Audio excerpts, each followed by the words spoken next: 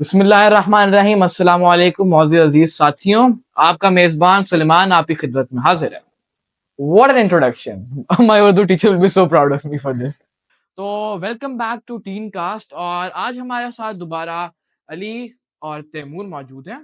तो क्या कहते हैं, जो आज का हमारा क्या होने वाला है टॉपिक, वो एक बहुत ही इंटरेस्टिंग टॉपिक होने वाला है और बहुत इन्फॉर्मेटिव होने वाला है। और ये टॉपिक वाकई डिस्कस करने वाला था, मुझे लगता था लोगों ने भी रिकमेंड किया कि आप इस टॉपिक को डिस्कस करें, और मुझे भी लग रहा था कि टॉपिक डिस्कस करना चाहिए। तो मैं चाहता हूँ कि अली बताया आज का हमारा टॉपिक क्या है। आज का हमारा टॉपिक है फाइनेंशियल एजुकेशन। हाँ, फाइनेंशियल एजुकेशन आज का हमारा टॉपिक है। तो अली, मैं चाहता हूँ कि आप फाइनेंशियल एजुकेशन को ना जरा थोड़ा सा एक्सप्लेन करें। फाइनेंशियल एजुकेशन होती क्या है, आपको क्या लगता है, आपकी नजर में फाइनेंशियल एजुकेशन क्या है, and define financial education in your own words. Okay, financial education basically it's a type of education जो कि हम सबको जरूरत है, एंड मेरे ख्याल से हर किसी को आई थिंक स्कूल्स में भी प्रोवाइड करनी चाहिए थ्रू मेंटर्स। ये ऐसी एजुकेशन की टाइप है जिसके अंदर हमें हमारा जो असल प्रैक्टिकल जिंदगी है, जिसके अंदर हमें हमारी अर्निंग को कैसे असेंबल करना है, और उसको हमने कितनी सेविंग करनी है, कितनी चैरिटी करनी है, और कितना री इन्वेस्ट करना है। It's branch of that type of thing. चलो Ali, thank you so much for the information about financial education. और थोड़ा सा मैं जरा इसको कहता हूँ कि अपने हिसाब से मैं अपने बारे में बताता हूँ कि मुझे क्या लगता है फाइनेंशियल एजुकेशन क्या है। देखिए, मैं समझता हूँ कि फाइनेंशियल एजुकेशन ऐसी एजुकेशन है, ठीक है, कि जो आपको स्किल्स सिखाती है कि हाउ टू अर्न, ठीक है, अपनी बेशक अर्ली टीन्स में या बेशक आगे जो आपकी प्रैक्टिकल लाइफ है। फाइनेंशियल एजुकेशन बेसिकली ये होती है कि हाउ टू अर्न। आपके पास एक नॉलेज, एक स्किल्स होनी चाहिए कि how to earn. This is basically financial education. और तैमूर, अब मेरा आपसे एक बहुत अच्छा सवाल है और इंटरेस्टिंग सवाल है कि हमारे मुल्क में इतनी अनएम्प्लॉयमेंट क्यों है। अब मैं इसको कुछ इससे स्टार्ट करूंगा, जिससे अगर आपको किसी को डॉक्टर बनना है, he'll have to study. अगर किसी को डॉक्टर बनना है, he'll have to study for that as well. लेकिन अगर किसी को अमीर बनना है, उसके लिए कोई कोर्स नहीं दिया गया, कोई ट्रेनिंग नहीं दी गई। उसके अलावा पाकिस्तान में वैसे तो हर एक बंदा अमीर बनना चाहता है, लेकिन अमीर बनने के लिए कुछ सिखाया नहीं जाता। और इसी तरह जब इंसान, एक छोटा बच्चा है, केजी में एडमिशन लेता है एक स्कूल के अंदर, केजी में उस प्रोसेस में 2 साल लगाता है, उसके बाद आगे बायो, फिजिक्स, केमिस्ट्री, जियोग्राफी, इस तरह के सारे सब्जेक्ट्स पढ़ने में अगले अपनी लाइफ के 14 ईयर्स लगा देता है। और फिर आखिर में जब वो प्रैक्टिकल लाइफ में आता है, उसके पास कोई स्किल्स नहीं होती, कोई इस बारे में नॉलेज नहीं होती। इसीलिए फिर उसको ये सारी चीजें फेस करनी पड़ती हैं। उसको जब कोई स्किल नहीं होगी तो वो आगे जाके लाइफ में क्या करेगा, कहाँ से वो कमाएगा। इसीलिए ज्यादा अनएम्प्लॉयमेंट आ रही है। अब मैं इसके बारे में थोड़ा सा कहता चलूंगा कि बिल्कुल सही तैमूर ने कहा है कि हमें जो हमारी स्कूल लाइफ है, ठीक है, उसमें हमें फाइनेंशियल एजुकेशन के बारे में कुछ नहीं सिखाया जाता। ठीक है, उसमें आपको क्या सिखाया जाता है, जैसे इन्होंने कहा बायो, केमिस्ट्री, फिजिक्स, इस तरह की चीजें, साइंसेज। ठीक है, वो उन लोगों के लिए अच्छी हैं जिन्होंने अपनी साइंस की फील्ड पे जाना है। लेकिन देखें, जिन्होंने आगे एंटरप्रेन्योर्स आ रहे हैं, हमें एंटरप्रेन्योरशिप का कोई है स्कूल में, कोई बिल्कुल भी नहीं है। ठीक है, इसके बारे में बिल्कुल नॉलेज दी नहीं जाती स्कूल में। तो मैं समझता हूँ कि स्कूल में इस चीज को मतलब कि इस चीज को ज्यादा से ज्यादा लाना चाहिए कि बच्चों को एंटरप्रेन्योरशिप के कोर्सेज करवाएं, अलग से क्लासेस हो, ठीक है, और उनको how to earn, financial education जो कि हमारा टॉपिक है, इसके बारे में बताया जाए, ताकि उनके जहन इस तरह का माइंडसेट बनाओ कि आगे हमें प्रैक्टिकल लाइफ में इस चीज को कैसे संभालना है, हाउ टू अर्न, और जब अर्न कर रहा है तो उसे मैनेज कैसे करना है। ठीक है, तो अली, अब आप कुछ इस बारे में कहना चाहेंगे जो तैमूर ने किया और जो मैंने बात की है। अब मैं इसके अंदर थोड़ा सा एक एग्जांपल दूंगा जो कि इस बात को प्रूफ कर देगी। अगर आप किसी फकीर को 1 करोड़ भी देंगे ना, उसे 6 महीने बाद दोबारा फकीर ही बन जाना। ठीक है, बिकॉज उसका माइंडसेट ही ऐसा है। ओके ना। एंड जिस तरह वो बता रहे हैं स्कूल के अंदर है, तो जिस तरह हमें फिजिकल एजुकेशन पीई की क्लासेस दी जाती हैं, so called PE classes in most of the schools, जिस तरह उसके लिए अगर हम टाइम मैनेज कर सकते हैं, तो इस तरह आप फिजिकल एजुकेशन, फाइनेंशियल एजुकेशन के लिए भी स्कूल्स के अंदर मेंटर्स हायर होने चाहिए, ताकि एक प्रैक्टिकल लाइफ के अंदर फर्स्ट स्टेप तो होना। बिकॉज बाकी सब कुछ तो खुद ही सीखना पड़ेगा दुनिया से टक्कर खा खा के, लेकिन एटलीस्ट उसकी बेस तैयार होकर ये होने वाला है आगे। इवन 90% चीजें जो हमें स्कूल में सिखाई जाती हैं, वो आगे जाके प्रैक्टिकल लाइफ में हमें कहीं काम नहीं आती। एक रिसर्च के मुताबिक जो 2019 में की गई थी, उसमें यह बताया गया कि इंसान जो भी चीजें पढ़ता है, जिससे अभी हम लोगों ने डिस्कस किया, बायो, फिजिक्स, वो आगे जाके लाइफ में हमें कहीं भी काम नहीं आती। इवन बस एक नॉलेज होता है, वो इम्पोर्टेंट है, लेकिन आगे जाके कहीं काम नहीं आती बिल्कुल। Yes, it's not like 100% like that because अगर किसी बंदे ने MBBS करना है तो जो वो यूनिवर्सिटी में पढ़ेगा वो वही करेगा. It's under a specific field, like जैसे बिजनेस की फील्ड है उसके अंदर आप ये बात हाईलाइट कर सकते हैं कि MBA तो होता है, उसके अंदर MBA के अंदर जो आउटलाइंस होती हैं वो लाइक काफी हद तक काम आ जाती है, लेकिन they also miss this financial education वाला, they miss this chapter to be taught in a way like other chapters are. बिल्कुल सही कहा आपने. जैसे एमबीए हो गई, लेकिन एमबीए इंसान क्यों करता है? ताकि आगे अपनी लाइफ में जाके कुछ कमा सके, कोई अपना घर चला सके. अगर वही एजुकेशन, फाइनेंशियल एजुकेशन नहीं दी जाएगी तो उस एमबीए का क्या फायदा? I was talking about MBBS. MBBS या एमबीबीएस, सॉरी. अच्छा पॉइंट है. Exactly. अच्छा पॉइंट है मुझे. मैं like my point of view was different. I was saying कि he was like saying कि ना ये 90% of कभी काम नहीं आती हमारी जिंदगी में, लेकिन एक डॉक्टर ने तो जो पढ़ा है उसका वही काम आएगा ना. हाँ बिल्कुल सही बात है. देखें तैमूर ने एक बात अच्छी की है कि आपको बायो केमिस्ट्री फिजिक्स आगे जाके काम नहीं आता, लेकिन अली ने भी अच्छा पॉइंट उस पर किया है कि किसी ने अगर डॉक्टर की फील्ड में जाना है तो ठीक है, उसे वो काम आएगा. लेकिन मेरा आप लोग से सवाल है जो अपनी प्रैक्टिकल लाइफ में, जो हमारी वीडियो देख रहे हैं, तो अलजेब्रा आपको जिंदगी में कहाँ काम आए? Exactly. ये मेरा आपसे ना एक बड़ा अच्छा सवाल है. पूरी हमें क्लास 6 से लेके अभी तक हम तो पढ़ रहे हैं अलजेब्रा. आपसे मेरा सवाल है, अलजेब्रा आपकी जिंदगी में आपको कहाँ काम आए? मुझे पहले ये जानना है आप लोगों से. ये स्पेशल क्वेश्चन है मेट्रिकुलेशन और ओ लेवल्स वालों के लिए, सिलेबस डी वालों के लिए. बहुत लाइक क्या टफ चीजें हैं. कोऑर्डिनेट ज्योमेट्री क्या करेगा बंदा अब उसका? देखिए कोऑर्डिनेट ज्योमेट्री उसके फिर भी काम हाँ, आर्किटेक्ट में शायद काम. मैं भी एक्स ढूंढने में आ जाए कामयाब है. तो तैमूर आप कुछ कहना चाहेंगे और फाइनेंशियल एजुकेशन के बारे में? आपके पास कोई इन्फॉर्मेशन, कोई चीज? मैं इस बारे में ये कहना चाहूंगा कि जिसका जितने भी ओल्ड मेंटालिटी वाले पेरेंट्स हैं वो ये समझते हैं कि a good job is what leads to wealth, लेकिन ये बात बिल्कुल गलत है. काफी हद तक ठीक है वो ये कि अब जिसका इंसान पढ़ता है एक स्टेबिलिटी रहती है कि इंसान के पास 20 के आ रहे हैं हर मंथ. एक पाकिस्तान में नॉर्मल, एक मैं आदमी की बात कर रहा हूँ जो एक नॉर्मल सी जॉब करता है, 20 के 25 के आ रहा है, मगर वो कोई इंप्रूवमेंट उसकी नहीं हो रही. खाली एक जगह पे उसकी पूरी फैमिली ठहरी है, उसकी पूरी ब्लड लाइन ऐसे ही गुजर जाएगी एक ही जॉब में, जो बिल्कुल एक नॉर्मल लाइफ स्टाइल गुजर जाएगा. बस मैं ये कहता चलूंगा इस बारे में. देखें जब बच्चा एक आता है अपने स्कूल की लाइफ में, हमारे पेरेंट्स हमें क्या कहते हैं? मैं सिर्फ अपने मुल्क की बात नहीं करूंगा, बाहर वाली कंट्रीज में भी ये चीज होती है कि हमारे पेरेंट्स हमें क्या कहते हैं, बेटा तुम अपना प्रोफेशन क्या चूज करोगे? और बच्चे का हमेशा ये जवाब होता है, मामा मैं डॉक्टर बनूंगा, मामा मैं फौजी बनूंगा, मामा मैं इंजीनियर बनूंगा. इन 3 चीजों के अलावा बच्चा को सोच नहीं सकता. तो उसकी मेंटेलिटी ऐसे सेट की गई है कि जनाब आपने या डॉक्टर बनना है, आपने या इंजीनियर बनना है, या आपने वो क्या कहते हैं वो बनना है, फौजी बनना है. ठीक है. अब इसका हम अपने बच्चों को ये क्यों नहीं कहते कि बेटा तुमने बड़े होकर एंटरप्रेन्योर बनना है, बेटा तुमने बड़े होकर नया आइडिया जनरेट करना है, बेटा तुमने ये करना है, कुछ मुल्क के लिए डिफरेंट करना है जो आज तक हमारे मुल्क में ना हुआ हो? हम इस तरह की बातें क्यों नहीं करते? अब अगर बच्चा अभी पैदा भी नहीं होता, इस दुनिया में भी नहीं आता, उसके पेरेंट्स ये कहना शुरू हो जाते हैं कि बड़ा होके डॉक्टर बनेगा, मेरा बेटा बड़ा होके पायलट बनेगा, पैसे उड़ाएगा माँ बाप के. तो नहीं सीएसएस करेगा. सीएसएस करेगा. अच्छा सुलेमान और तैमूर, मेरा आप दोनों से एक सवाल है कि एंटरप्रेन्योर्स हमारे मुल्क को किस तरह हेल्प कर सकते हैं? इस पे मैं बात शुरू करता हूँ कि जितना मुझे लगता है, देखिए एंटरप्रेन्योर एक ऐसा बंदा होता है जो एक नया आइडिया जनरेट करता है और उस पर काम करता है. ऐसे ही है. तो एंटरप्रेन्योर्स एक तो हमारे पाकिस्तान की इकोनॉमी को ऐसे बूस्ट कर सकते हैं कि may be they generate a new idea, और वो हमारे पाकिस्तान में कोई नई चीज नहीं है. ठीक है.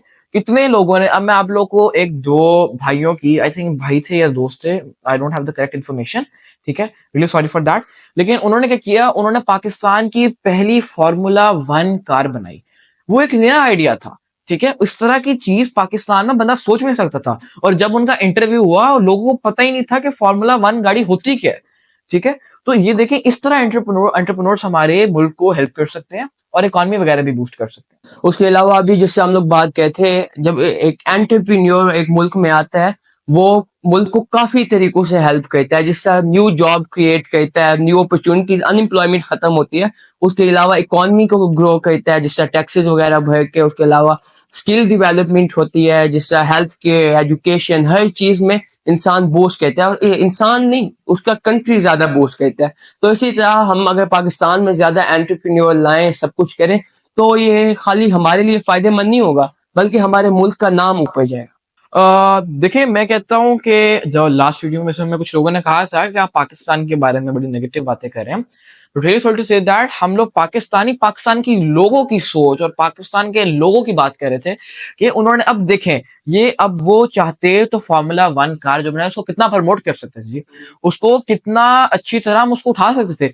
और उन्होंने क्या किया, बल्कि निदा यासिर वाली मीम पे कि उससे गलती होगी, उसने पता था फार्मूला 1 कार क्या है, उसने कह दिया कि जनाब इसमें एक सीट होती है, अच्छा अभी आपने फार्मूला बनाया वगैरह वगैरह, उन्होंने इस चीज को प्रमोट किया। तो पाकिस्तानियों को मजाक चाहिए सिर्फ, उनको है ही नहीं इस बात का कि जनाब देखिए उन्होंने कितना बड़ा काम किया। अब उन दो लोगों का पता भी नहीं वो लोग किधर है, ठीक है। और वो निदा यासिर का सबको पता है कि भाई ये बात हुई थी। अब उन दो लोग, वो लोग कहाँ गए, किसी को कुछ नहीं पता। वो उनकी गाड़ी कहाँ है, वो गाड़ी ना किसी के सामने आई ना कुछ, एक बार आई वो खत्म सब कुछ। अब आपने एक बात नोटिस नहीं की होगी, अब जितने भी लोग थे पाकिस्तान में, उन लोगों ने इस बात का मजाक उड़ाया, उन्होंने फन बनाया इस बात का कि उन्होंने ज्यादा फोकस फार्मूला रेसिंग कार पे नहीं किया, ज्यादा उन्होंने उस बात पे किया कि उस निदा यासीन ने ये मजाक कह दिया, ये मजाक कह दिया। और वो पूरी मीम जो थी पूरा सोशल मीडिया पे रिवॉल्व की थी, मगर किसी ने भी ये पॉइंट नहीं उठाया था कि भाई उनको प्रमोट करो जिन्होंने इतनी मेहनत से फार्मूला रेसिंग कार बनाई है। उनको बिल्कुल भूल गए थे वो लोग।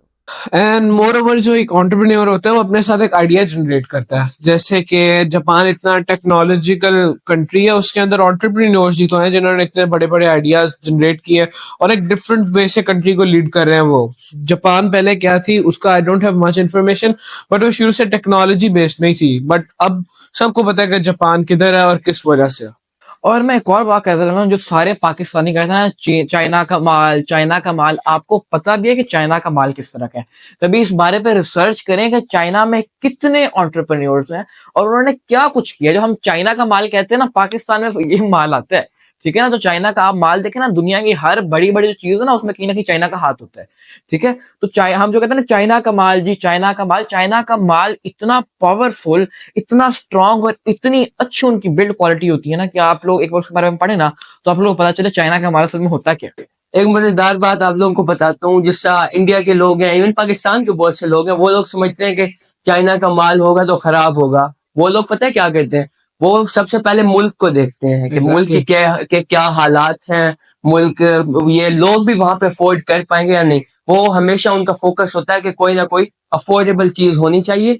असल में लोग जिससे आप, बहुत से लोग कहते हैं कि चाइना का माल है तो खराब होगा, तो बिल्कुल खराब नहीं होता। वो लोग मुल्क के हालात देखते हैं और उसी हिसाब से सामान अपना जितने प्रोडक्ट्स होते हैं वो भेजते हैं मुल्क। इसके बारे में मैं आपको बताता चलूंगा। जैसे कि चाइना जो है ना, चाइना हर चीज प्रोड्यूस करता है। अब आप एयरपॉड्स भी लेंगे ना, उसकी आपको 400 कॉपियां मिल जाएंगी, ठीक है। वो डिपेंड करता है आपका बजट कौन सा है।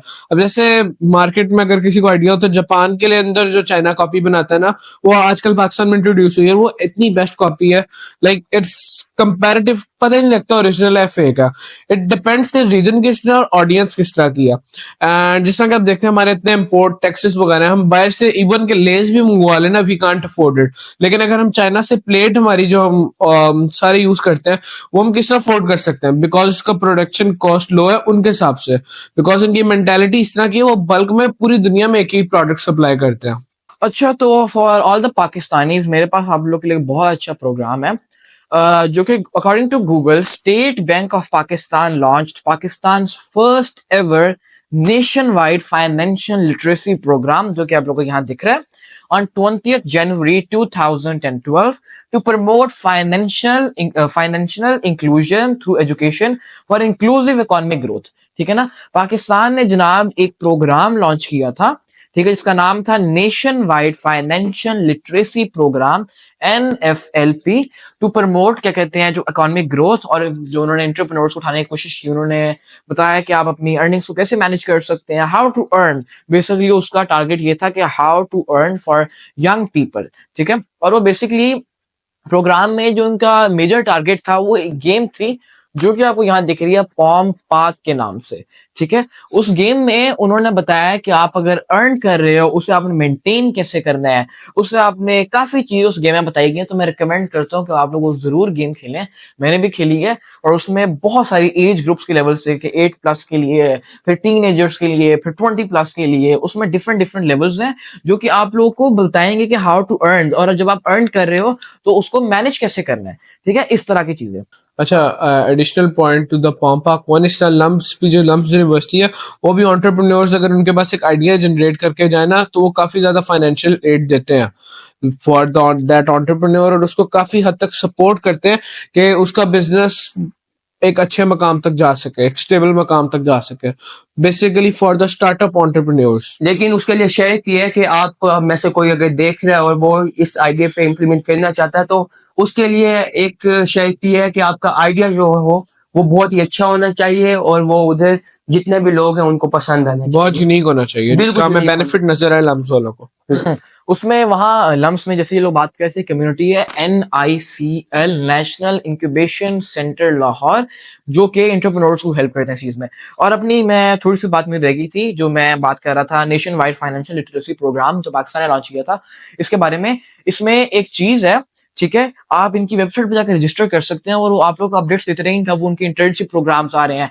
आप डिफरेंट इंटर्नशिप्स कर सकते हैं वहां से, और वो आप लोगों को बहुत हेल्प करेंगे फ्यूचर में। तो मैं तो बिल्कुल रिकमेंड करता हूँ, एक तो पॉम पार्क गेम जरूर आप खेलें, ठीक है, और इनकी वेबसाइट पर जाकर रजिस्टर जरूर करें ताकि आप लोग को पता चलता रहे कौन सी इंटर्नशिप्स आ रही हैं। और ये हमारे पाकिस्तान के लोगों के लिए बहुत एक अच्छी चीज है, उन्होंने बहुत अच्छी चीज इंट्रोड्यूस की है। तो मैं रिकमेंड करूंगा कि आप लोग ये लाजमी चीज ट्राई करें। अच्छा, तो to all the entrepreneurs of Pakistan जो कि कुछ करना चाहते हैं, जो कि कुछ बनना चाहते हैं, और मैं कहता हूँ कि कुछ बने भी, ठीक है, यही उम्र है कि आप लोग कुछ कर सकते हैं, कुछ सीख सकते हैं, कुछ बन सकते हैं, बजाय कि अगर आप ट्रेडिशनल राउट जो हमारी पूरी दुनिया का है, सिर्फ पाकिस्तान का नहीं, कि देखें बचपन से पढ़ो पढ़ो, गेट अ गुड डिग्री, उसके बाद काम शुरू करो। इसका मैं आप लोगों को नुकसान भी बताता चलता हूँ। देखें, जब इंसान एक शुरू से पढ़ रहा है, डिग्री हासिल कर रहा है, मैं आपको अपना बताता हूँ, मेरी इस टाइम उम्र है 15 साल, ठीक है, और मैं क्लास 9 में हूँ। अभी मेरे 4 साल रहते हैं ओ लेवल्स और ए लेवल्स के, तो इसमें 4 साल ऐड करें, 19 साल मेरी उम्र तब होगी, 19 से 20 साल, जब मैं अपने स्कूल से बाहर निकलूंगा। यूनिवर्सिटी में आगे मैं 5 साल लगाऊंगा, ठीक है, जो एवरेज टाइम है यूनिवर्सिटी का 5 साल में लगाऊंगा। मेरी उस टाइम उम्र क्या होगी, 25 साल। और 25 साल में आके जब मैं कुछ सीखना शुरू करूंगा तो मेरे पास 2 साल तो मुझे सीखते लग जाएंगे। 27 साल की उम्र में जाके मैं कोई काम शुरू करूंगा, बजाय कि अगर आप अभी कोई काम शुरू करते हैं इस उम्र से, तो आप अभी से एंटरप्रेन्योर हैं, आप पढ़े भी साथ साथ, आप काम भी साथ साथ करें, आपको कोई मुश्किल नहीं आएगी इंशाल्लाह फ्यूचर में। तो आप लोगों के लिए मेरे पास कुछ रिकमेंडेशंस हैं, मैं कुछ बुक्स लाया हूं आप लोगों के लिए फॉर ऑल द एंटरप्रेन्योर्स जो कुछ करना चाहते हैं, तो ये बुक जरूर पढ़ सकते हैं वो लोग। The first book is the Bogleheads guide to investing. The second book is smart women finish rich, ठीक है, and the third is automatic millionaire. Fourth is Your Money, Your Life, and the last one is A Random Walk Down Wall Street, ठीक है। अगर किसी को लगता है कि बुक्स पढ़ के मतलब कि क्या करना है वगैरह वगैरह, तो I have a summarized version for all the 5 books. DM me on TeamCast या DM on my private account में आप लोगों को समराइज वर्जन सारों का भेज दूंगा। आप लोग वो पढ़ सकते हैं और फिर आप लोग डिसाइड कर सकते हैं आपको कौन सी बुक पढ़नी है और कौन सी नहीं पढ़नी। अच्छा, मुझे पता चला कि तैमूर आप अपना एक स्टोरी बताना चाहते हैं, तो मैं चाहूंगा कि आप हमारे व्यूअर्स, आपने हमें बड़ी इंटरेस्टिंग स्टोरी बताई थी अपने बारे में, इंटरेस्टिंग स्टोरी थी वो बहुत। तो मैं चाहता हूँ कि आप जरा व्यूअर्स को भी स्टोरी के बारे में थोड़ा सा बताएं। So this time it's not about me, it's about the author of Rich Dad Poor Dad. तो बचपन से उसका रॉबर्ट उसका नाम था ऑथर का, और बचपन से वो कुछ ना कुछ करना चाहता था, और उसका दोस्त था माइक नाम का, वो भी उसके साथ कुछ ना कुछ करना चाहता था। कुछ उन दोनों के बहुत ज्यादा ड्रीम्स थे, और इसी तरह उन्हीं ड्रीम्स को लेके बचपन से वो लोग एक्सपेरिमेंट करना शुरू हो गए। पता है उन्होंने फर्स्ट एक्सपेरिमेंट क्या किया? उन्होंने टूथपेस्ट को कॉइन में कन्वर्ट करने के लिए कोई एक आइडिया वगैरह ढूंढे। जब वहां पे नाकाम हुए तो दोनों अपने पेरेंट्स के पास गए। रॉबर्ट था, he was from a poor family, तो वो अपने अपने जाके डैड के पास गया और उससे पूछा उससे कि मैं किससे अमीर बन सकता हूँ। उससे वही ओल्ड मेंटेलिटी वाली बात थी कि आप पढ़ो लिखो, उसके बाद एक अच्छी जॉब लो, आप अमीर हो जाओगे। जब माइक गया, Mike was from a rich family, तो उसने जाके अपने जाके डैड को जब कहा कि मैं किससे अमीर बन सकता हूँ, उसने कहा अपने दोस्त को भी ले आओ मेरे पास। दोस्त को अपने पास जब लेके आया, उसने कहा कि मैं आप लोगों को बताऊंगा कि हाउ टू मेक मनी। तो उसने कहा कि एक मैं आपको 1 आवर के लिए आपको इतने सेंट्स दूंगा, आप मेरे लिए काम करो।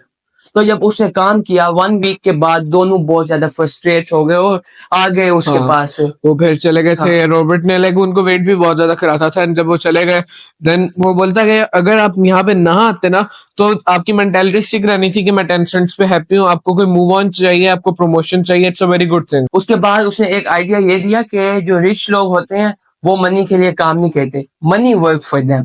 तो इस आइडिया को बताने के लिए उसने एक उनको एक 1 वीक के लिए जॉब दी ताकि उनको आगे जाके लाइफ का एक्सपीरियंस पहले से हो जाए। और इसी तरह जो यंगस्टर्स हमारी वीडियोस देख रहे हैं तो उनको अभी से कुछ ना कुछ करना चाहिए, वरना आगे जाके आप लोग कुछ नहीं कर पाओगे। 20s में 30s में आप लोगों को मेंटल प्रेशर होगा, आप लोग कुछ कर नहीं पाओगे। अभी से अगर करोगे तो आगे जाके कुछ ना कुछ बनोगे। एंड इसके अंदर ये है कि सिर्फ पैसा कमाना जरूरी नहीं है, जैसा कि मैंने आपको शुरू में बैगर की बात की थी। पैसा कमाने के साथ जो आज का हमारा मेन टॉपिक था कि हमने उसे कैसे स्पेंड करना है, जैसे तैमूर बता रहा था रॉबर्ट जो है आजकल वो काफी ज्यादा डेप्ट में है, लोग मजाक उड़ा रहे हैं, लेकिन ज्यादातर लोगों को ये नहीं पता कि वो डेप्ट कैसे कैसे प्रॉफिट बनाएगा। ये तो एक अनटोल्ड स्टोरी है ना, लोग तो दे जा बुक बाय इट्स कवर। अब वो जो जिसने डेप्ट लिया उसे वो किस तरह प्रॉफिट बनाएगा और वो देखना अब सारा। बिल्कुल। उससे पता है क्या, वो हमेशा कहता है कि मैं कुछ ना कुछ अपार्टमेंट खरीदूं, उसका 10 to 20% मैं खाली भेजता हूँ, उसके बाद सारा मैं बैंक से लोन लेता हूँ और फिर उसी अपार्टमेंट को रेंट आउट करके वहीं से सारे पैसे निकाल के मैं अपना लोन खत्म करता हूँ। तो उसकी ये मेंटेलिटी है। और अभी देखना, जिसे अली ने कहा है वो अपना किस्सा डेप्ट खत्म करता है, ये देख के सब लोग जो मजाक उड़ाए थे वो सब लोग अपने ऊपर ही हंसेंगे। बिल्कुल, अरे ने बड़े अच्छी जो बात की थी, बल्कि उस टाइम में बात करना भूल गया कि अगर आप बेगर को आप 10 करोड़ भी दो, 10 करोड़ ना जी, 1 करोड़ 1.5 करोड़ जितने भी पैसे भी दे मिलेगा दो। उससे खत्म कर देते हैं। हाँ 10 करोड़ दो, करोड़ दो, जितने मर्जी करोड़ दो, वो खत्म कर देगा पैसे। लेकिन अगर आप किसी अच्छी मेंटालिटी, जो कोई एंटरप्रेन्योर है, कोई बिजनेसमैन जो ट्रेड करता है, उसको पैसे दो ना, उसमें से आधे पैसा री इन्वेस्ट करेगा और जितने पैसे आएंगे ना फिर डबल, उसको डबल से ट्रिपल उसको प्रॉफिट होगा। तो अगर ये माइंडसेट अगर आपके पास है ना, तो फिर यू कैन अचीव एनीथिंग, आप कुछ भी कर सकते हो। तो thank you so much guys, आज की पॉडकास्ट आप लोगों ने बहुत इंटरेस्टिंग बनाई, बहुत मजे का आज हमारा क्या कहते हैं हमारी टॉक्स रही। और एंड पे दोबारा मैं कहता चलूँ कि जो NFLP है उसको आप जरूर ट्राई करें, nationwide Pakistan nationwide financial literacy program. ये बहुत अच्छा रहेगा फॉर यंगस्टर्स के, आप एक तो वो गेम खेले पॉम पाक, और उसके अलावा आप इंटर्नशिप प्रोग्राम्स करें उनके साथ, ये बहुत अच्छा रहेगा और आपके लिए बहुत हेल्पफुल रहेगा। और इसी के साथ हम आज की पॉडकास्ट करते हैं खत्म। And anything to say, guys? नहीं, team cast. So thank you so much, guys, for watching this video, and make sure to subscribe Teencast and like our video and share it as much as you can. और एक last बात मैं बताना भूल गया, sorry. क्या कहते हैं, अगर आपकी कोई रिकमेंडेशंस है कोई टॉपिक के बारे में, anything, you can DM us on Teencast, या हमें प्राइवेटली हमने अपना अकाउंट और इधर you can comment on our this video, इस वीडियो के नीचे आप कमेंट कर सकते हैं। हाँ, इस वीडियो के नीचे आप कमेंट कर सकते हैं, हमें DM कर सकते हैं, टीन कास्ट पे DM कर सकते हैं आप हमें, हमने अपने मेन अकाउंट भी मेंशन किए हैं, तो आप उन पे हमें DM कर सकते हो ना, रिकमेंड कर सकते हैं कि जनाब ये गलती है, ये आप बेहतर कर सकते हैं, ये आप टॉपिक ला सकते हैं, एनीथिंग यू वांट टू, ठीक है। हम हर चीज आपको जरूर इंशाल्लाह हम रिप्लाई देंगे। And with this I and today's podcast. Thank you so much for watching guys. और गाइस, कुछ करो पाकिस्तानियों, जागो पाकिस्तानियों, कुछ तो कर लो यार, यही उम्र है, आगे जाके तुम लोग क्या करोगे। और बहुत से लोग जो हमें देख रहे होंगे अभी जॉब पे ही होंगे। तो with this I end today's podcast. Thank you so much for watching, guys. Take care until next time, and Allah Hafiz.